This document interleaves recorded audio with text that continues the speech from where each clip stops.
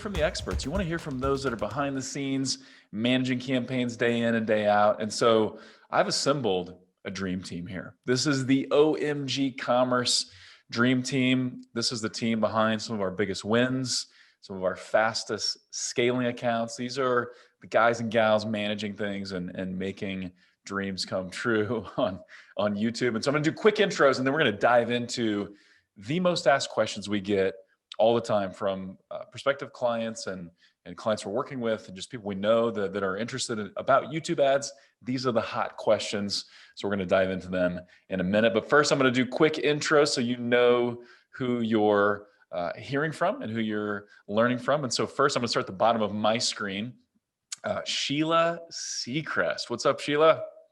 Hey. And so no relation to Ryan Seacrest, but Sheila is nearly as charismatic and she's way better at YouTube ads than Ryan Seacrest. But she's working with some of our fastest growing accounts, been with OMG for almost 5 years. She's a rock star, got good insights. She's scrappy, and really excited to have her on the panel. I'm going to move up from there, and Derek Casas. What's up, Derek? Hey, how's it going? Almost like glowing, like angelic almost. Your background is bright white light. Derek also is into photography, so he's got a leg up. He's got a really cool setup, a nice camera, and all that. But Derek has been working in digital advertising now for some huge brands across the U.S. and Latin America for like 8 years. He's managing some of our top YouTube ad spenders. Derek and I work together a lot, and so Derek, really excited to have you on the panel. In the middle of all of this is Heidi Sturrock. Heidi, what's up? How are you? Hi, everyone. So believe it or not, Heidi was the very first Google Ads specialist at OMG Commerce. We have not run her off yet. And that was a solid 11 years ago, 10 years ago. I don't know. It's an eternity. I don't know. Yeah, I think we might be going on 12. We might be 12. going on Yeah. So I'll go with that. But Heidi knows Google Ads inside and out. She's helped us recruit other great people to OMG. Really, Heidi's just been helped with the formation of who OMG is on the Google Ads side. So Heidi, glad you're here. Thanks for taking the time. Really appreciate it. And then next to Heidi is Greg G Money Maycock. What's up, Greg? Hey, how you doing? Greg is our lead technical strategist. Greg knows the YouTube algorithm. Greg knows Google ad campaigns and YouTube inside and out. Whenever we're scaling a huge account on YouTube, we want Greg's input. And so you'll learn very quickly. Greg is very, very smart. He's also an entrepreneur. He's owned businesses. He's worked in the travel industry. And so he's got a really wide breadth of experience. So Greg, thanks for coming on the panel. And then directly above Greg is Bill Cover. And Bill is specialist turned strategist. And I don't know, Bill, first of all, you look good. I love the beard. Thanks. Obviously, I tried to dress up for you. Industry, yeah. But I don't know, man. Something about that outfit, it just doesn't feel quite internet marketing enough. It doesn't quite feel like you. I can go t-shirt. I think you need to go internet marketing. I think you All just need right. to adjust. These just are a little button bit. snaps, so here we go. Yes. Going internet marketing. That's what we're going to call that. But Bill Cover, longtime e-commerce guy, worked in the development side of things. He's been a specialist, now a strategist. So great insights, Bill. Thanks for coming on, and thanks for partnering with me on that cheesy shtick there for going internet marketing. And then last but not least, Slaymaker, the playmaker, Matt Slaymaker. What's up, man? How are you? Hey, everybody. Hey, Brett. So Matt is a client favorite. Everybody loves working with Matt. Matt also has experience on Facebook and other platforms. And so he's got a really unique perspective that he brings to YouTube and Google.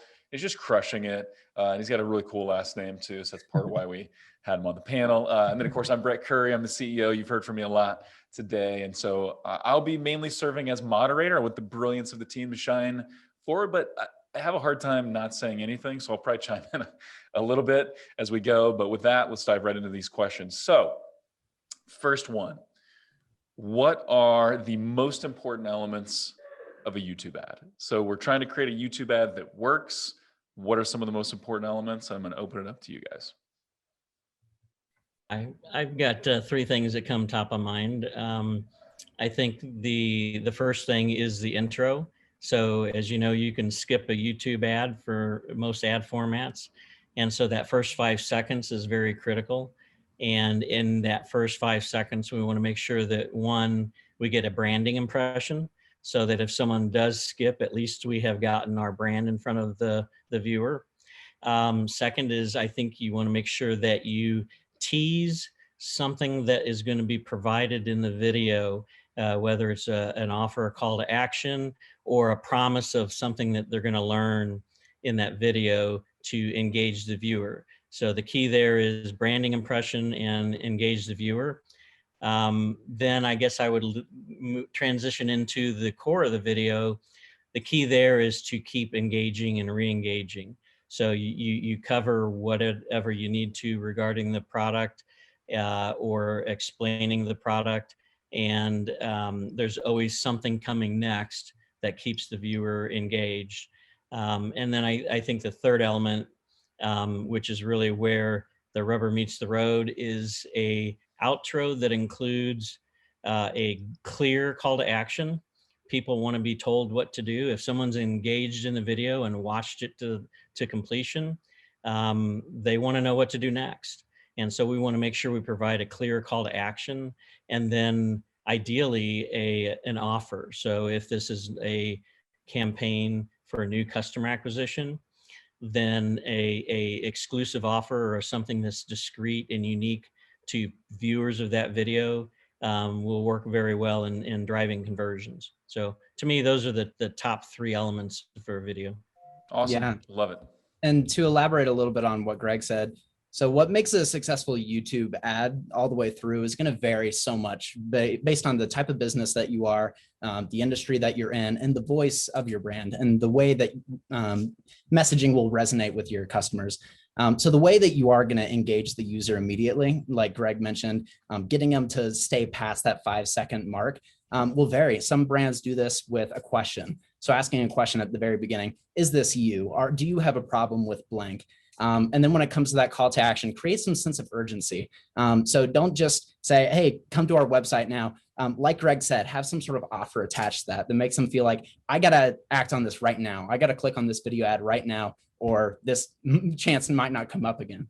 But all the details in the middle, that's going to vary so much based on what you know about your target market, what resonates most with them. So do as much research as you can beforehand and plan as much as you can beforehand and planning out that video ad. Love it. Anybody else want to chime in? Super good. Yeah, I feel like I see a lot of YouTube ads that do the classic Super Bowl television commercial format, which is like, here's the teaser and the meat of the thing, and then it's like Budweiser, the brand, you know. Yeah. But a YouTube ad, you can't move that cursor and people don't have to stick around, you know. So make sure that you're, as you said, as Greg said, put that brand impression, pull that forward and pull that hook and that message forward. You don't want that traditional story arc that has, you know, a build and then a climax and then the message. You want to make sure that all of that is stacked at the front. You want to sell that as early as possible and then give a call to action. And then your ad can be 2 to 3 minutes. So if someone chooses to stick around and find out more, keep selling. What are some common objections? Supplement that earlier information with more detail, maybe some peer evaluation, some testimonial, give another call to action, that sort of thing. So.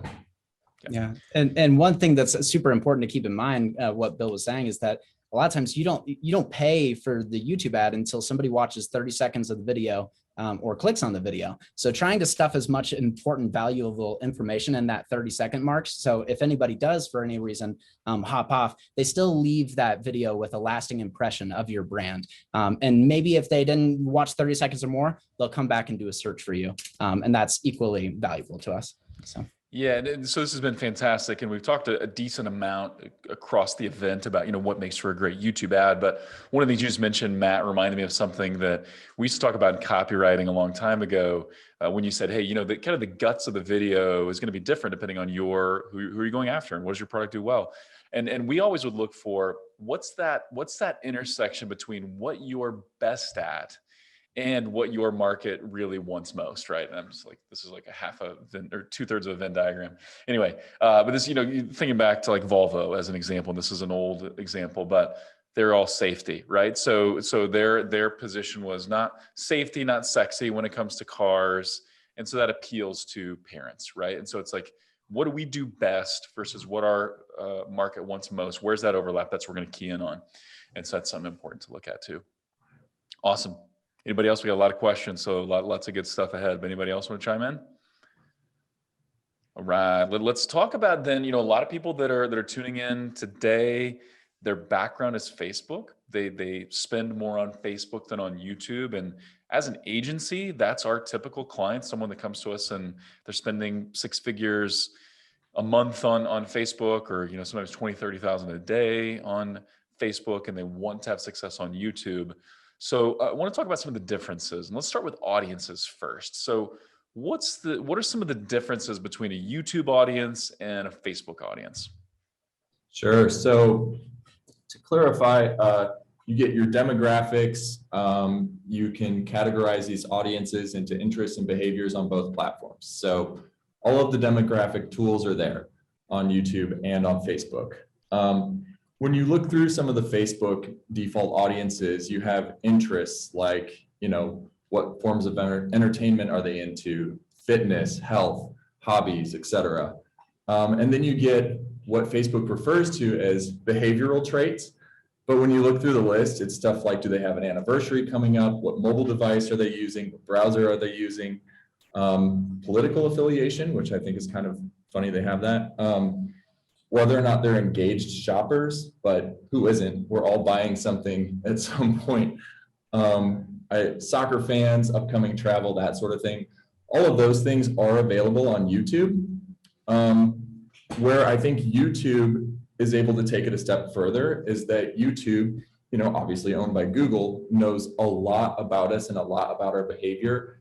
And they are learning to understand very deeply what we are into and what we are about to do.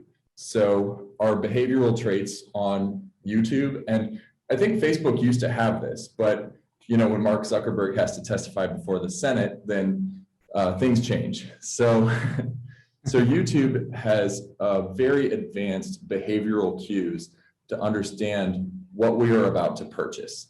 And their machine learning is constantly refining that to understand, was it correct? Was it incorrect? And while we don't see the individual, we see groups of individuals. So privacy is still there.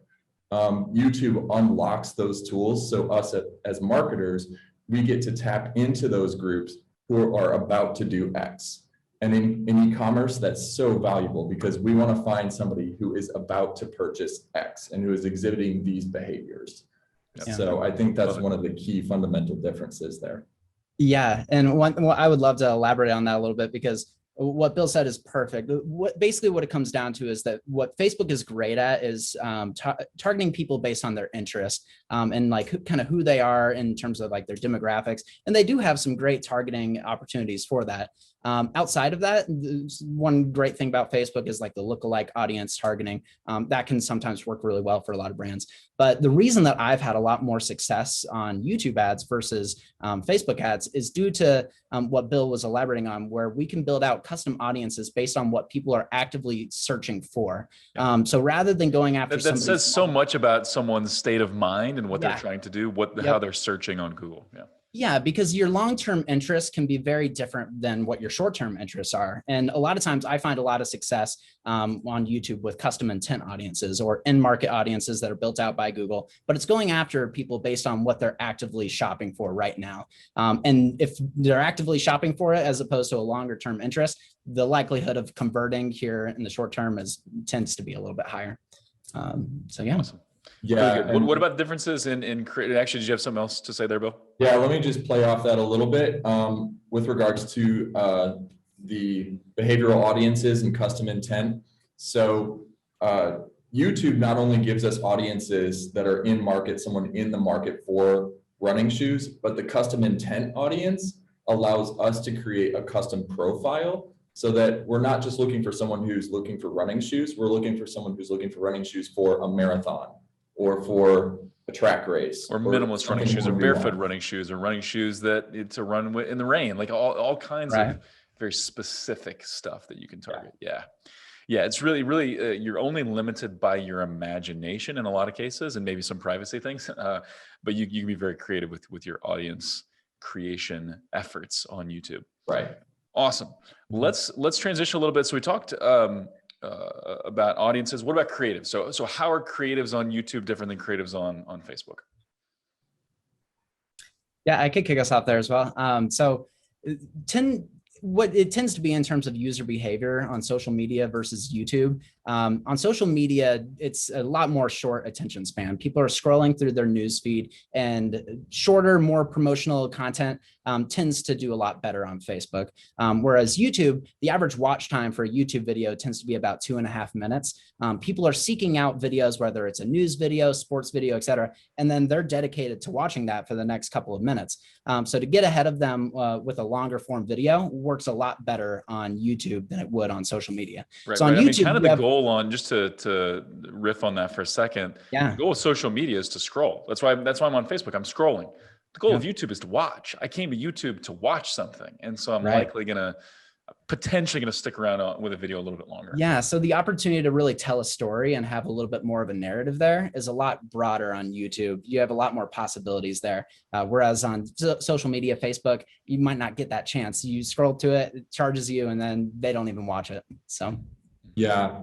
To be clear, I love Facebook advertising. Yeah, me too. Yeah. And I'm glad you mentioned that, Bill, because we're not anti-Facebook. Like Facebook and YouTube together are an extremely powerful combo.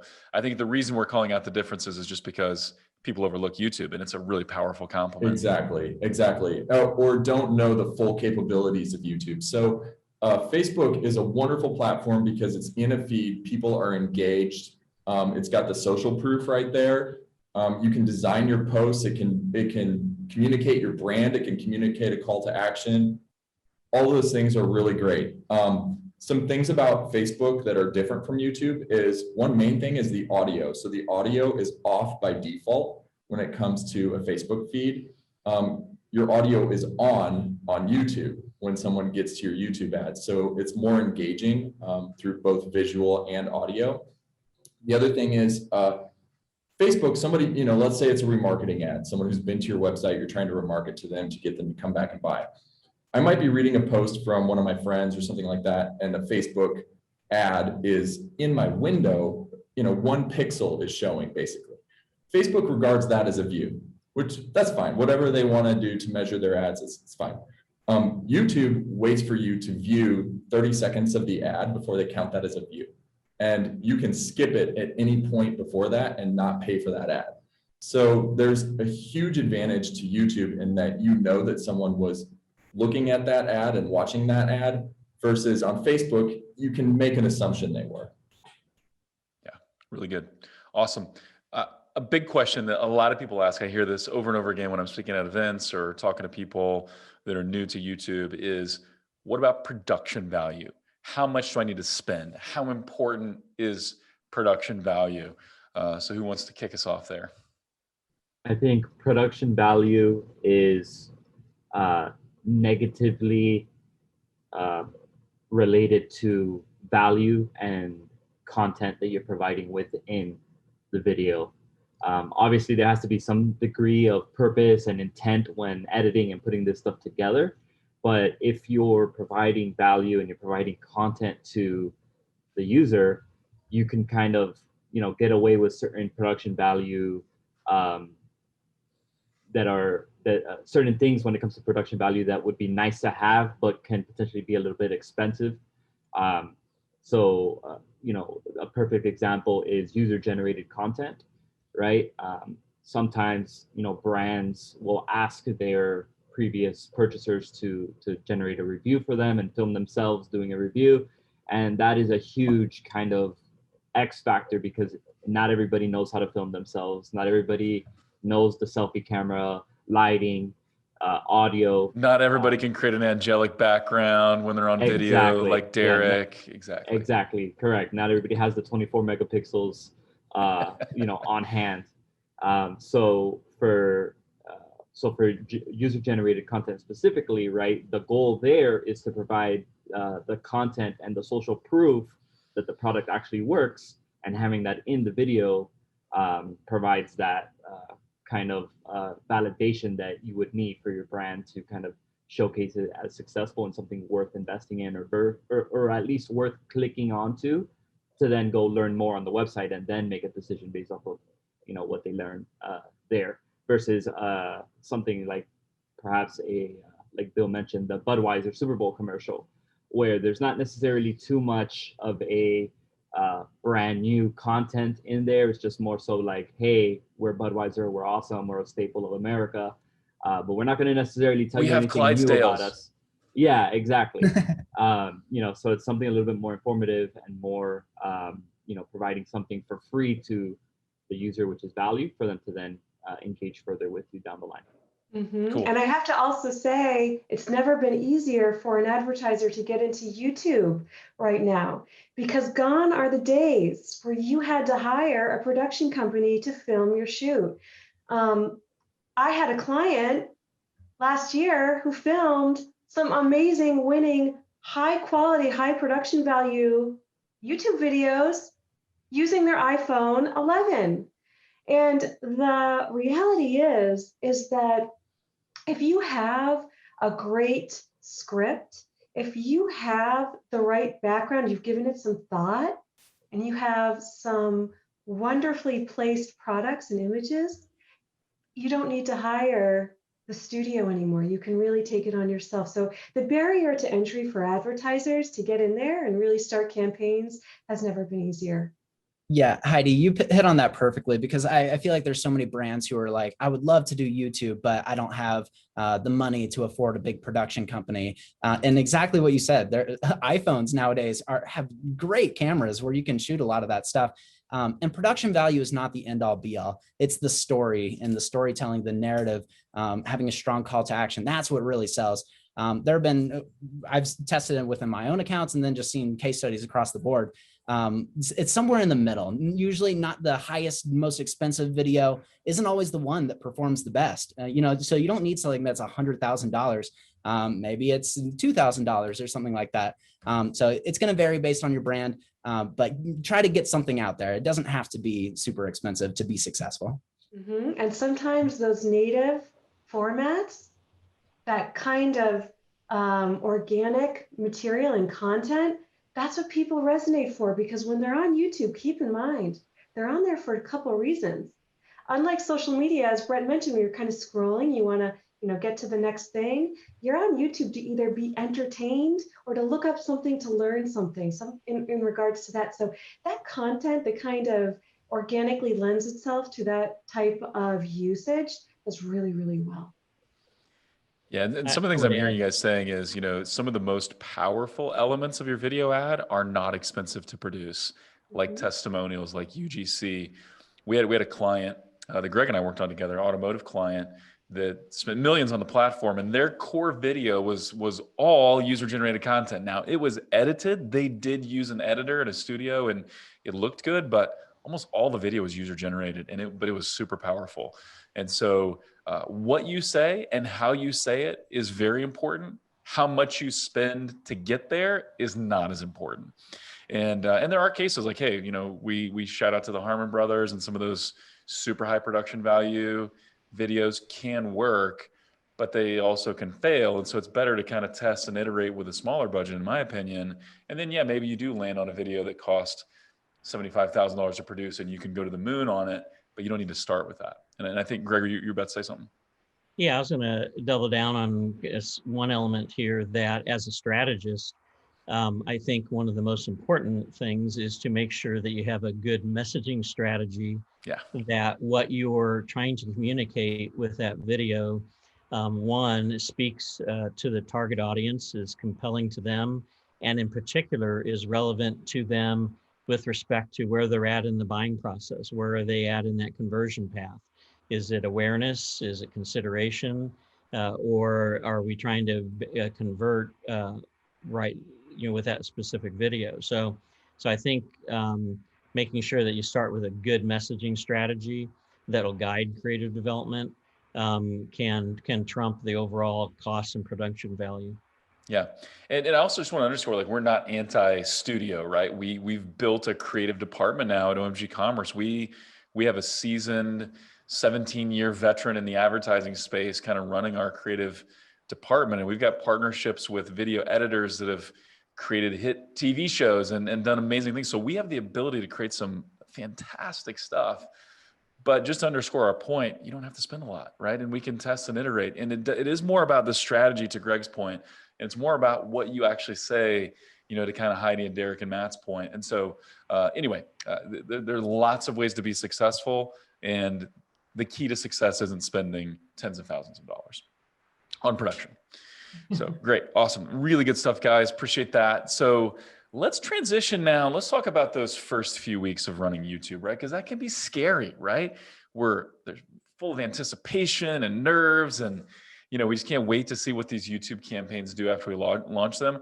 It's still one of my favorite times. We get the campaigns all prepped and ready. We have our audience strategy and our message strategy, and you flip those things live, and it's kind of like, for me, I still just want to sit and watch, right? I want to watch and see how it goes. But what are some of the metrics in the first couple of weeks we need to pay attention to know, are we on the right track? Are we moving towards success as we've defined it? So what are some of the metrics you pay attention to in the first few weeks? We have a couple of metrics that we use. And I know Sheila has a lot of information about this because she does a lot of optimization in the first few parts of her campaigns, probably better than any specialist that I know. She can speak to some of the metrics that she uses, but for us, I know that those core performance metrics that we look at are definitely the views, because those represent the number of times that someone's watched or engaged with that video ad that you've spent so hard all that time making. And then also the view rate. The view rate shows you the number of views that your video had received, and can be a big part to determine how successful that algorithm is to optimize. And the cost per view is also a big one. So those are the core performance metrics that we start with. And then I know Sheila does a great job with the others, so I'll let her speak to some of the others that she works with. Yeah, so those were kind of the main ones that I was going to mention as well, but I think that really does speak to that I say, look at all of them. I know that's the easy answer, the easy way out, but those Spoken like a true Google specialist. All of the data is important. I want to see everything. But Heidi made a good point that those are going to be your base. So like, let's say I would take it into kind of a scenario where, let's say your view rate was a little bit lower. I would then dive in a little bit. No, not your view rate. Sorry. You have good views, but you're not really getting the conversions that you're thinking.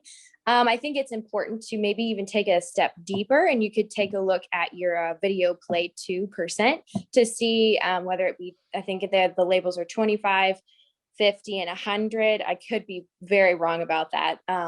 But looking at where people are dropping off, are they dropping off at that first 25% marker before that?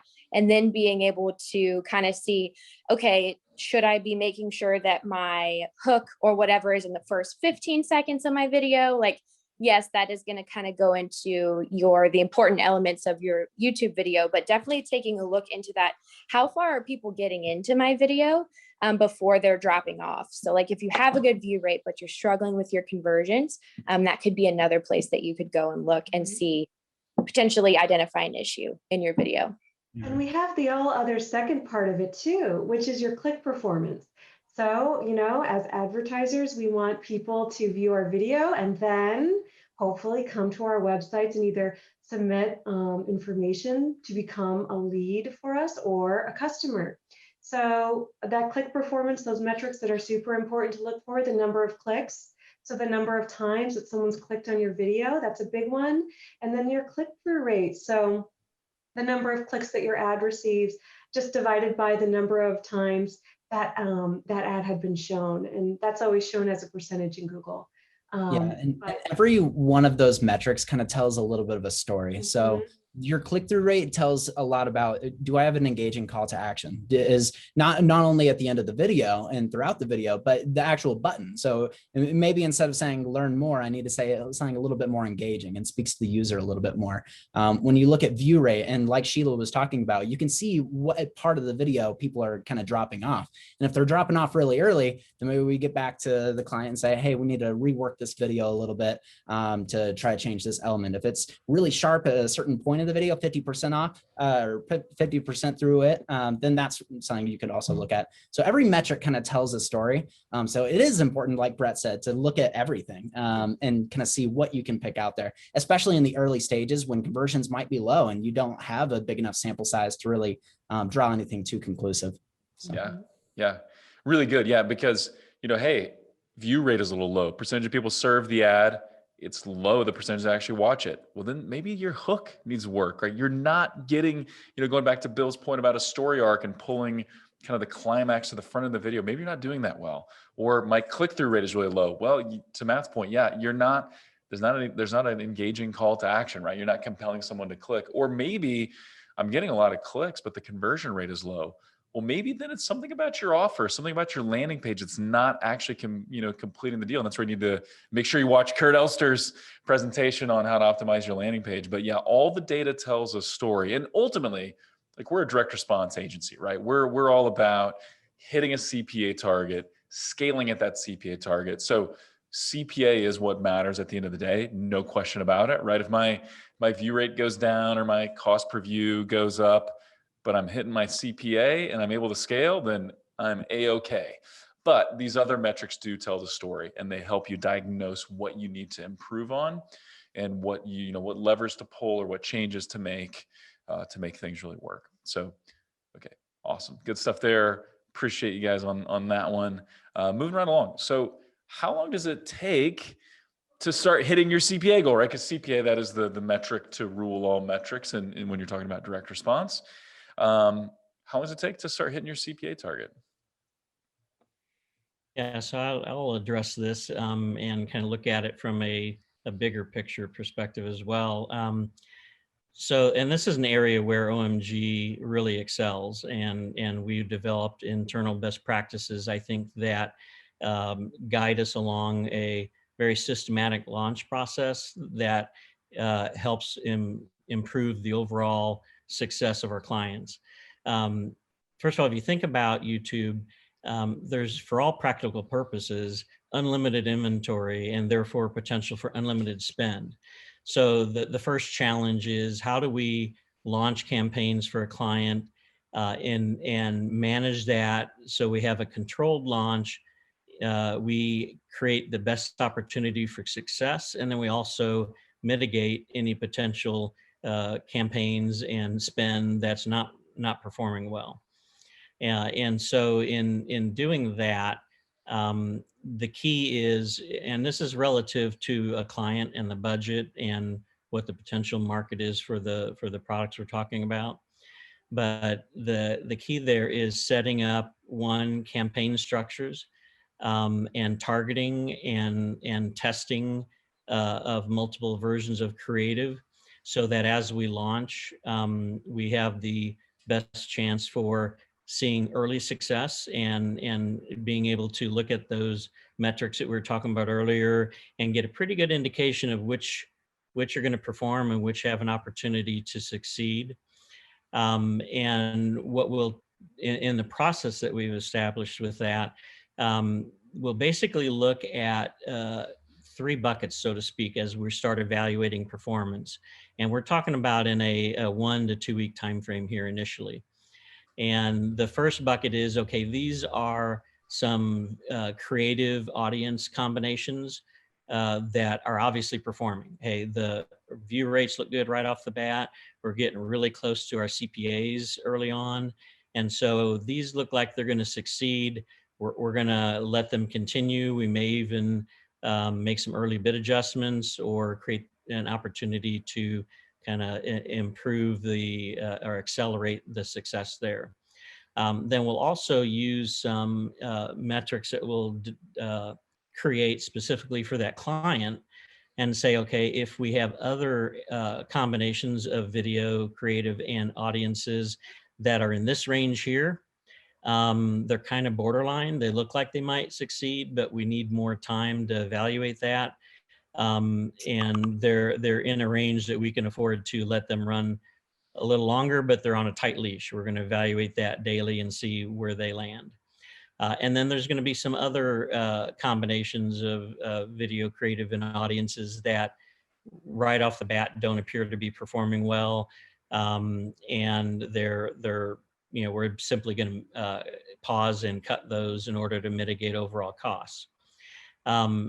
Some of those fence sitters then are going to potentially tend to trend that way as well.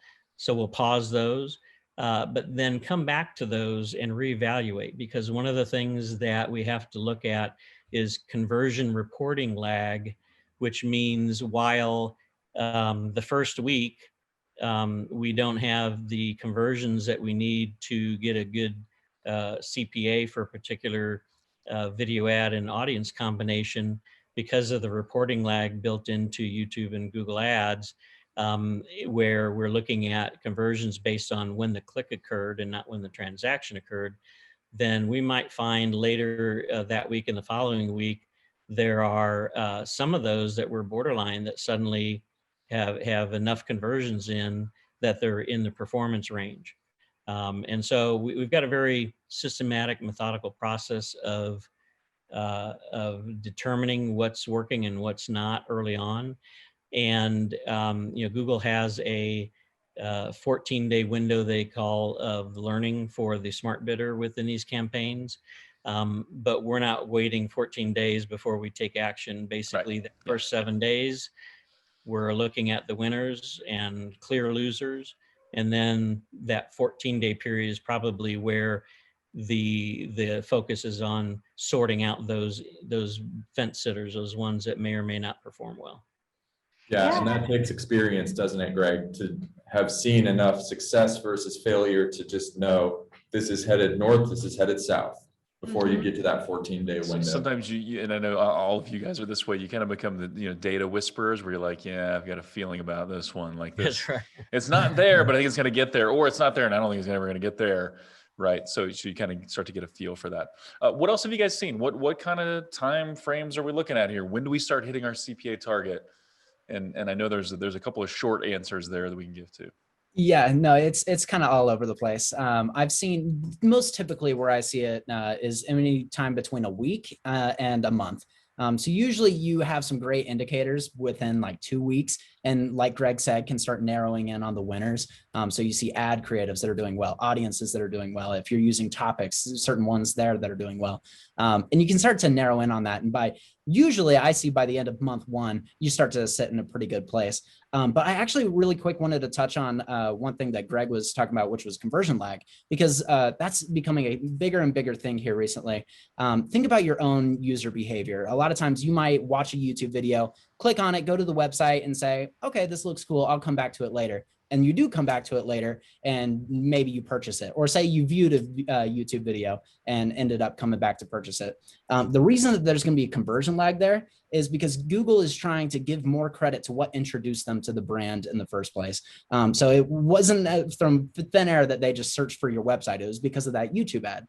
So when you initially look at your results like today, it might look like, hey, this isn't doing so well. But you check back in about a week and it's like, oh, wow, I got a lot of conversions from that day. So one thing to keep in mind when looking at your CPA goals and when you're going to reach it is to be patient with it and to understand your own user behavior, and that is what everybody's kind of experiencing. So come back, check on it, see how things have changed, and you'll see. Love it. So let's do this. This question I want everybody to answer. It'll be kind of rapid fire. So this can be a very, very short answer. And it's okay if the answers are duplicated from one panelist to the next. But what is your favorite audience type? And you can clarify if you want, like, this is my favorite audience to launch with, this is my favorite audience to scale with, however you want to do it. But favorite audience, Bill, go. Custom intent. Custom intent, which is a real quick definition for those who don't know.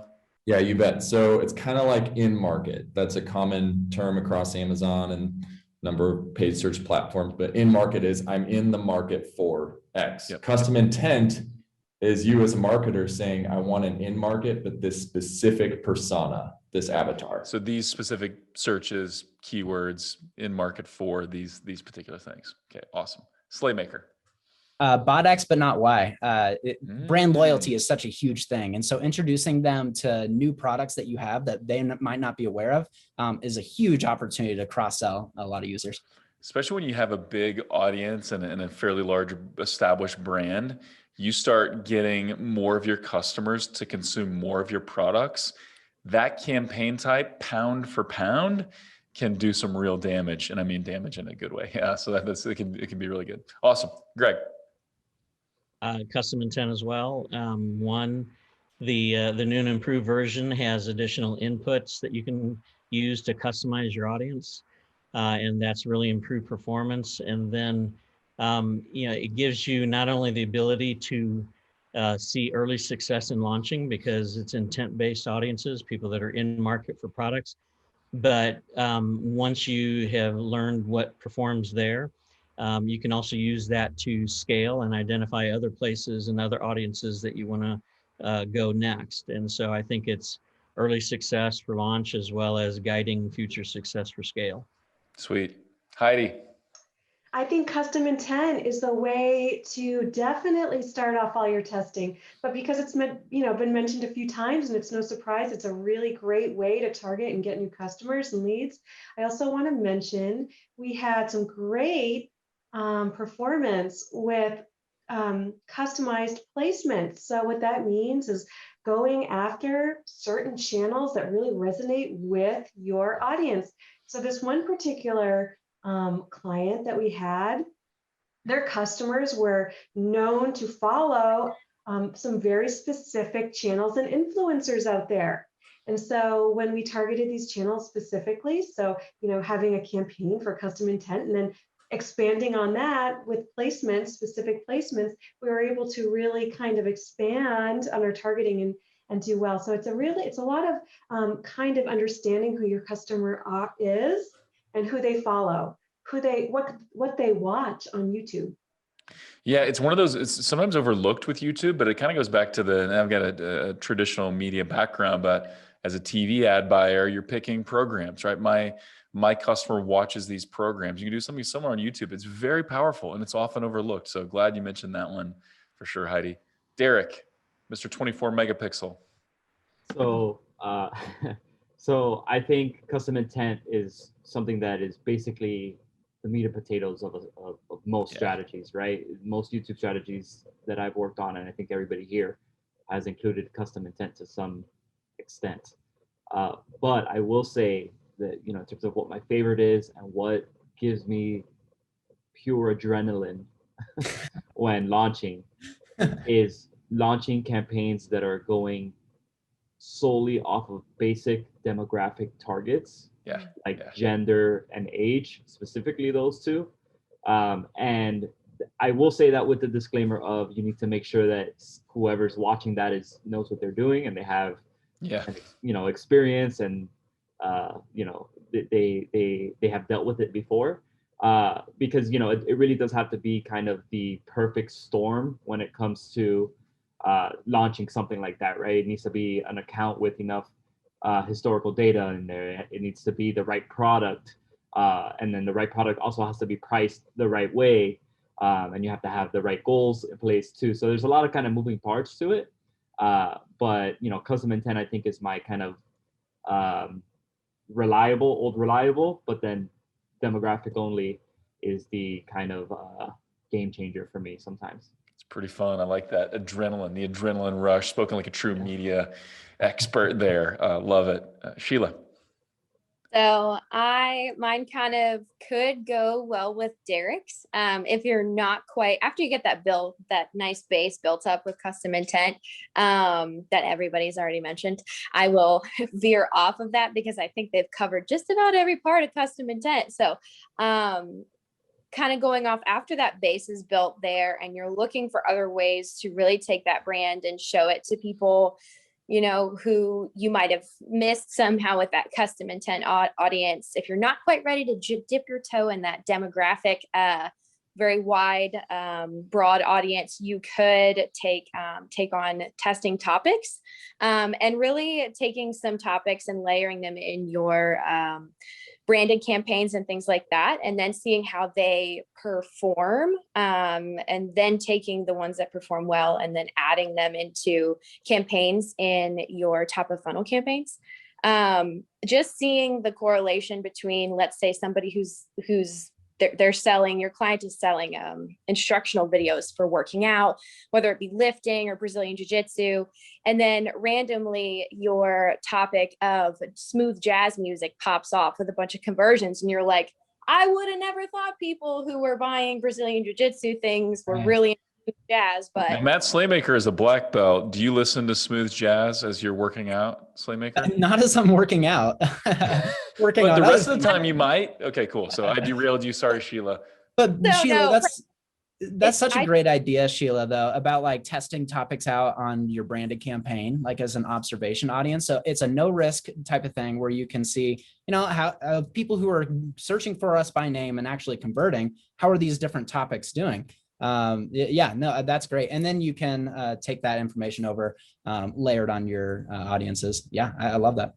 So I derailed you there, Sheila. Just I thought of the black belt thing all of a sudden. But No. so you're looking at topics, and you've done a great job with topics. That's something as an agency we haven't scaled that many accounts using topics, and you're doing an awesome job with it. So did you want to finish your point? Just that was it. I think when thinking about this question, I had lots of time to think, and I was trying to get creative with it. But I just realized when I've got that base and I'm like, okay, back to the drawing board, how can we keep spending efficiently, obviously, or keep testing? That's somewhere that I always end up, because there's so many pre-filled topics that Google provides. It would be a waste if we didn't at least test them. Yep. Yeah. Awesome. Love it. Fantastic. I'll chime in here too, because I've got to, it's not called this anymore, but custom affinity. I love custom intent too, but custom affinity, it's sort of Google's version of a lookalike, where you're giving inputs on, you know, people that visit this site or this topic or whatever, build me a lookalike audience, Google, based on that. Sort of what custom affinity is now. It's all just custom audiences. They've dropped the custom affinity moniker, but I love those audiences. With some accounts, those are the audiences that truly scale, but they're not always the best to lead with, although they're not quite as risky or as much of an adrenaline rush as demo only. But go ahead, Bill. if you're seeing success on Facebook with an interest-based audience, that's your closest thing to affinity on the YouTube side. So worth testing. True story. Awesome. Okay, so we are running out of time. Man, you guys are long-winded. Just kidding. This is awesome. But we're running out of time, so I'm going to actually combine the last two questions, and you get to kind of pick one or both in your answer. But what do you do if the first few weeks don't go that well, right? So what if you do if the first couple of video campaigns don't work that well? And then a very related question is, what are common hiccups, right? If things don't go well, what usually are the main culprits? So what do we do if the first few campaigns, first few weeks aren't great? And what are the common causes for hiccups or speed bumps? I think okay, so I'll be quick, because mine isn't going to necessarily be technical.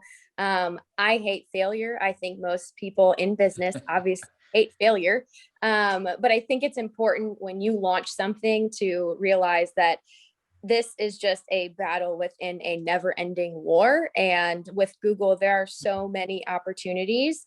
Don't take that and then don't get discouraged about it. You just say, okay, check that off the list, never-ending list of things that I have tried and I can try, and move on to the next thing. You know, and getting a little more technical, I guess I can, is like, go look at, like we've talked about, look at your hook. Where is the hook falling in your video? Or is there some piece of creative, maybe a character that isn't hitting right with your audience or things like that? I know one of the common issues, I guess I wouldn't say common, but my most recent failure that I did have with a client was they used a character that was kind of like the beef jerky, like, who's the guy in the woods? Slip Jim? Sasquatch? Oh, you, yeah, like Sasquatch. Bouncy, So maybe? they use this. Okay, got it. But this Sasquatch was terrifying. And the business owner knows, obviously he knows too. He said, you know, this might not work, but let's give it a shot anyways. He was accurate. So I think making sure, going back and again, analyzing where are people dropping off? Are we even getting the view rates? And then after you do that analysis, take that knowledge, understand there's many more opportunities, and then launch a new ad, launch a new video, test a new audience. There's endless opportunity.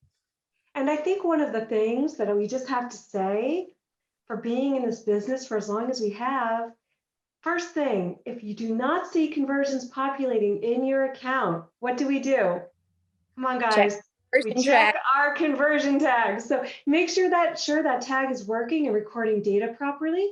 And once that's cleared up, use those nice metrics we were just talking about earlier to really clue you in as to what to focus on next. So if you're not getting conversions, look at your audience. Is it bringing in the volume of clicks that you need? Do you have enough of an audience to serve ads? If you do, and your ads aren't getting great view rates, look at your, like Sheila said, look at that first part of your ad. Look at the hook. Is it compelling enough to get people to really view, take that next step, or are they skipping? The other part, look at your CTRs. Is your call to action strong? And if your conversion rate stinks and all those things are good, look at that landing page. What's going on with your offer, with your landing page format? Is it resonating with the video, right? All those connections can really help you alleviate all those little hiccups that can prevent you from getting to the next spot and go from, getting success, like Matt said, in that first week, instead of waiting a little bit longer, which sometimes can happen when you're testing out. Yeah, even in the biggest failures. failures. The value of conversion tracking. And so got to set it up properly, got to do test purchases, got to check and recheck. Don't get a week or two into your campaign launch and then realize, oh, conversion tracking. All right, well then you've wasted time and money and all kinds of bad things. So yeah, go ahead, Slaymaker. I was just saying, even to go off of what Sheila and Heidi were saying, even in your biggest failures, if a campaign fails, that doesn't mean that every element within the campaign was a failure. Dig into your data and find out what were those things that did work well. So it's like, all right, well, we didn't get many conversions, but we had a really strong click-through rate. Let's keep that element. So maybe our call to action is really strong, but maybe it's something with the landing page, or maybe it is something with conversion tracking. So try to identify what are those wins, even in the losses. Yeah, or maybe this particular audience didn't work well, but as we drill into some of the segments and combinations, we realize, oh, but there was one pocket of this audience that did great. And so now we know what to do as we build our next audience to test. Definitely. Cool. What else? Common hiccups and/or what do you do if the first few weeks don't go well? Yeah, so I see a number of accounts that we don't manage, through our sales prospecting process where they're running custom intent. And I know that we sat here and 4 out of 5 specialists recommend custom intent. This is just a shell of an idea. It's just a tool. The way you build it comes down to a little bit of geeking out and expertise. Like, what is happening with these keywords? What do they mean to the robot that's running these ads and finding you an audience? You can't just throw custom intent out because it didn't work. That would be like, well, I hired a construction worker and he used a circular saw and we hate circular saws now. It's like, it's how you use it. No circular saws. I love that. That's a great analogy. Yeah. So just make sure you're geeking out on it, testing new ideas within these tools, because you can't just throw out the tool because it didn't work the first time. Yeah. Because sometimes it becomes clear as you get into it that what we thought about the buyer's mindset of people searching for these keywords was actually off, right? And we may have thought, hey, I want to target buyers of a related product. And we realize, yeah, that's actually not our buyer. It's actually people that are going over here. And so, yeah, you gotta, don't throw out the tool just because you were using it incorrectly in the beginning. It's a great analogy, Bill. Cool. What else, guys?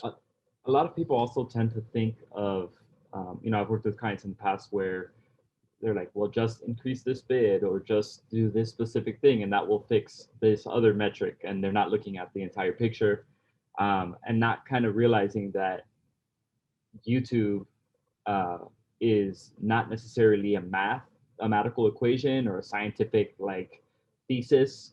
It's also kind of an art form. right? So understanding that it's both, and being able to dive in and look at the metrics and say, these are what the numbers are telling me, but then also looking at the more kind of human side and artistic side when it comes to how does my creative resonate with the user? How do users that are searching X, Y, and Z term fall into a custom intent audience I may or may not have built, right? I think that is kind of all something that needs to go into, first of all, the plan that you set up when you're first launching, but then your evaluation process in that first and second week when you're taking a look at what the performance may have been. And then when it comes to just hiccups in general, I would just say be ready for them. Some of our most invested clients, most hands-on clients that you would never think would lose conversion tracking for a day have lost conversion tracking for a day. Right. Developer But makes a the- change and oops, they drop your code and you're like, why did you do this? Well, I'm a developer. I Exactly. don't care about your Yeah, code. exactly. So, so the more that you can invest on that front side of, the art and the science and building the momentum up the right way, the harder it will be for those little hiccups to make a dent into the momentum. Yeah, and I would, just to piggyback on that, is really good advice, Derek. Thank you. Is that expect hiccups, right? They're going to happen. It's if you're building something great and you're trying to scale, there's going to be little hiccups. We try to build the right foundation to minimize hiccups, but you're still going to have them. And you just roll with it, and you adjust, and you know what to do, and you move forward. G Money, you want to close us out? Yeah, I look at it very systematically. In other words, analyze the data, what's working, what's not, make adjustments, whether that's campaigns, bids, creative, and then test, and retest. What's unique about the platform is that it is very efficient and very easy and low cost to test multiple variants of the creative, the audiences, the different combinations. And so I think the key is revise and retest. Yeah, love it. And I did let everybody answer that, right? Did Sheila, you started us off? Is that right? Okay, awesome. Man, fantastic job. I wish I had a standing ovation sound effect that I would play right here. That was awesome, guys. You brought the thunder.